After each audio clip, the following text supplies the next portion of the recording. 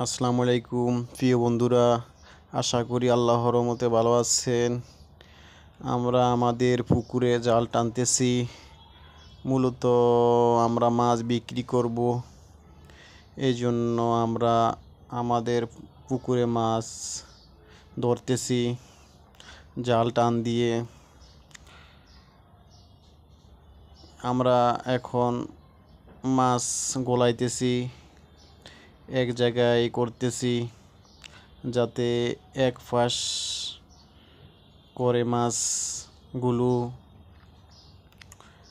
গুছিয়ে রাখা যায়, যাতে এক পাশ থেকে মাছগুলো ধরা যায়।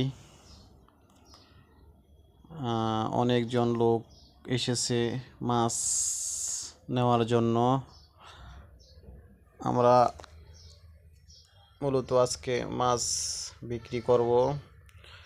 আপনারা দেখতে পাচ্ছেন অনেকে পাতিল নিয়ে এসেছে মাছ নেওয়ার জন্য আমাদের পুকুরে।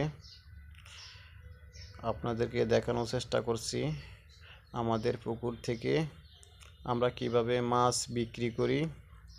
আমাদের পুকুরের মূলত